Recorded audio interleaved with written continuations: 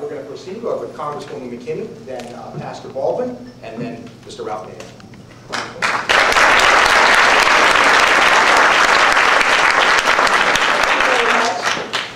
I would like to take this opportunity to thank Dr. Paul for bringing us all together and for also including the Green Party. The Green Party, whose 4 pillars include peace, social justice, ecological wisdom, and grassroots democracy. 160 years ago, there was a similar gathering of people, about 300 people, about 260 women and about 40 men, who came together to declare their independence from the current political order of their day.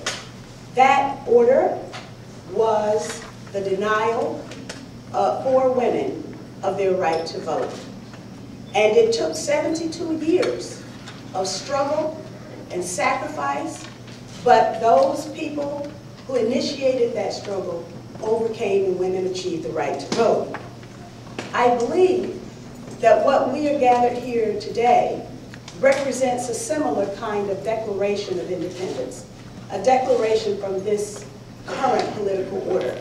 And last year, in front of the Pentagon, on my birthday, I gave myself a birthday present. And that birthday present was my own personal declaration of independence. I declared my independence from the national leadership that had provided us and made our country and both political parties complicit in war crimes, torture, crimes against humanity, and crimes against the peace. How is it that we can entrust the solutions to the problems that confront our country today to those who are complicit in their creation? And so Dr. Paul encourages all of his supporters and all of the people of this country to make similar kinds of declarations of independence, to recognize that the politics of today is a politics of conformity and of control. And basically the two-party system represents just that.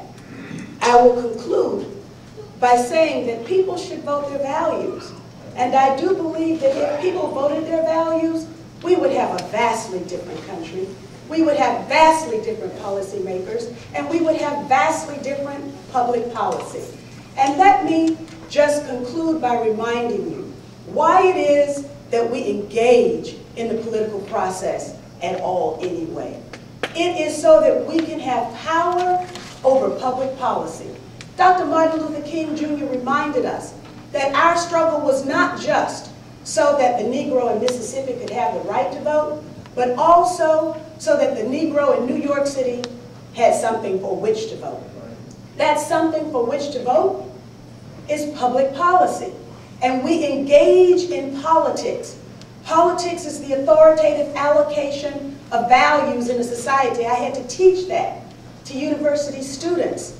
But unfortunately, today, what we are confronted with is the allocation of some people's values, sometimes, most of the time, and the allocation of the rest of our values, practically none of the time. This is a circumstance that deserves the people of this country to vote their values, and for all of us to declare our independence from this kind of a political order. Thank you.